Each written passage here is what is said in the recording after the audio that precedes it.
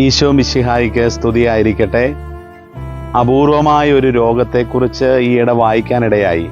ഈ രോഗത്തിൻ്റെ പ്രത്യേകത ഈ രോഗിയുടെ കാഴ്ചയുടെ അളവുകോലിൽ വരുന്ന പ്രശ്നമാണ്.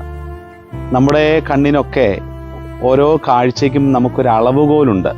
നമുക്കറിയാം, നമ്മളൊരു റോട്ടിലൂടെ കടന്നു പോകുമ്പോൾ ഒരു വാഹനം വരികയാണെങ്കിൽ അത് എത്ര ദൂരത്തിലാണ് അല്ലെ എത്ര അടുത്താണ് എന്നത് നമുക്ക് കൃത്യമായിട്ട് മനസ്സിലാക്കാനുള്ള ഒരു ആന്തരിക സിസ്റ്റം നമ്മുടെ ഉള്ളിലുണ്ട്. എന്നാൽ ഇത് തെറ്റിപ്പോകുന്ന ഒരവസ്ഥ ഭയാനകമാണ്. അടുത്ത് നിൽക്കുന്ന വസ്തുക്കൾ അകലെയാണെന്ന് തോന്നും, അകലെയുള്ള വസ്തുക്കൾ അടുത്താണെന്ന് തോന്നും. അത് വലിയ അപകടത്തിലേക്ക് ഈ വ്യക്തിയെ നയിക്കും. അങ്ങനെ ഒരു അപൂർവ രോഗത്തെക്കുറിച്ച് ഈ നാളുകളിൽ വായിക്കാനിടയായി.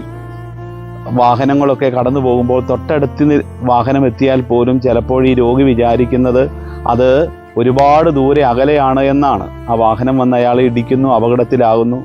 അകലെ നിൽക്കുന്ന വാഹനം കണ്ടിട്ട് ഈ വ്യക്തിക്ക് മുന്നോട്ട് നീങ്ങാൻ പറ്റുന്നില്ല. കാരണം വാഹനം വന്ന് അടുത്ത് നിൽക്കുന്നത് പോലെ തോന്നുകയാണ്.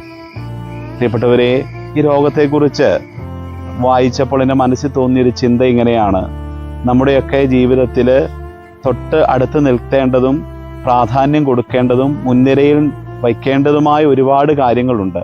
ഏതിനാണ് ആദ്യം പ്രാധാന്യം കൊടുക്കേണ്ടത്, ഏതിനാണ് അവസാനം പ്രാധാന്യം കൊടുക്കേണ്ടത് എന്നുള്ളത് പ്രസക്തമായ ഒരു ചോദ്യമാണ്. അത് തെറ്റിപ്പോയാൽ, ആ ക്രമം തെറ്റിപ്പോയാൽ ജീവിതമാകെ കുഴഞ്ഞു മറിയും. ദൈവത്തിനും കുടുംബത്തിനും കൂട്ടുകാർക്കും ഒക്കെയാണ് ആദ്യം പ്രാധാന്യം കൊടുക്കേണ്ടത്. അതിനുശേഷമാണ് മറ്റെല്ലാറ്റിനും. ഇതിനെവിടെ ഭംഗം വരുന്നുവോ അവിടെ വലിയ ക്രമക്കേടുണ്ടാകും. ആമേൻ.